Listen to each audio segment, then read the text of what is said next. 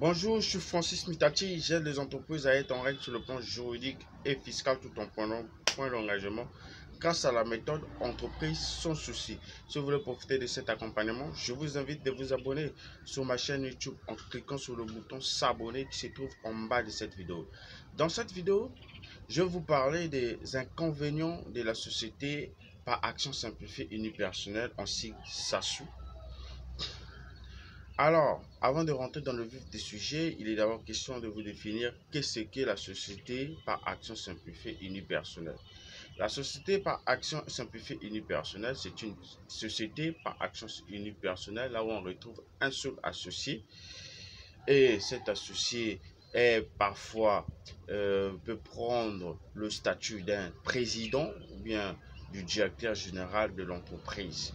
Alors, on retrouve un seul associé dans cette entreprise. Voilà pourquoi on appelle ça la société par action simplifiée unipersonnelle, c'est-à-dire qu'il y a une seule personne en sigle SAS.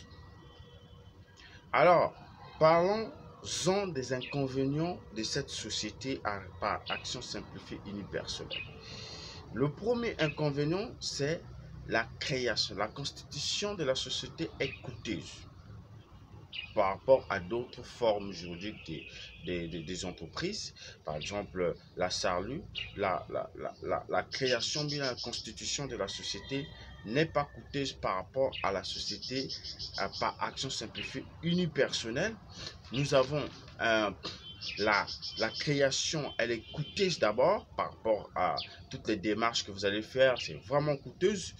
Et nous avons le deuxième inconvénient, c'est le montant des charges élevées hein, dans l'entreprise, la société unipersonnelle, la société par action simplifiée, là où on retrouve une seule personne. Et cette personne-là doit être assujettie par une couverture commerce et social, c'est-à-dire qu'il doit avoir un contrat de travail. Lorsqu'il y a un contrat de travail dans l'entreprise, c'est-à-dire qu'il est assujetti à la société, à la sécurité sociale, c'est-à-dire qu'il doit cotiser et le montant de ces charges est élevé par rapport aux autres entreprises comme l'entreprise de la responsabilité, la société à responsabilité limitée unipersonnelle. Et dans cette société, vous allez remarquer que le montant des charges élevé, le montant des charges sociales est plus élevé que par rapport aux autres formes juridiques de l'entreprise. Nous avons le troisième inconvénient, c'est-à-dire que c'est le fonctionnement. Le fonctionnement est plus lent par rapport à d'autres formes juridiques et dans le fonctionnement dans la société par action simplifiée unipersonnelle, le fonctionnement de l'entreprise est vraiment lent par rapport à d'autres formes juridiques de l'entreprise. Alors, le quatrième inconvénient que vous allez remarquer, c'est que dans cette forme juridique qu'on appelle la société par action simplifiée, il y a unipersonnel, on ne peut pas nommer la nomination des commissaires des comptes est prise en compte par trois conditions. Et lorsque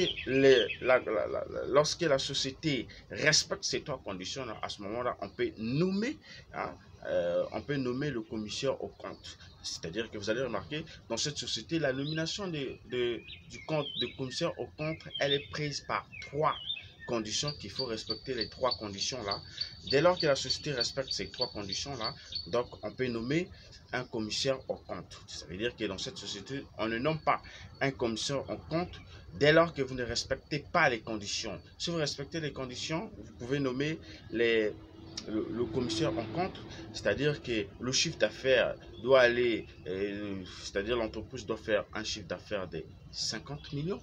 Et point est de vous rappeler les conditions de la nomination du commissaire au compte dans cette forme juridique qu'on appelle société par action simplifiée unipersonnelle.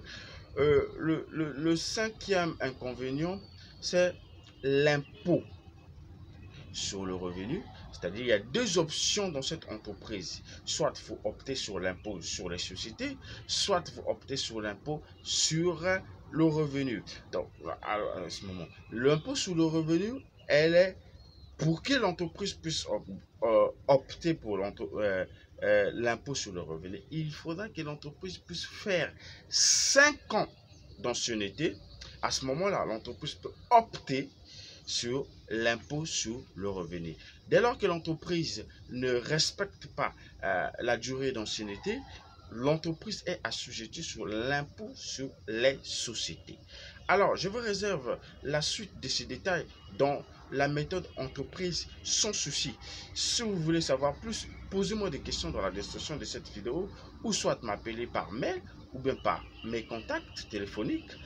Alors, je vous invite alors, j'en profite de vous inviter de cliquer dans la description de cette vidéo. Vous allez prendre votre formation sur comment licencier un salarié sur un CDI sans risque. Alors, merci.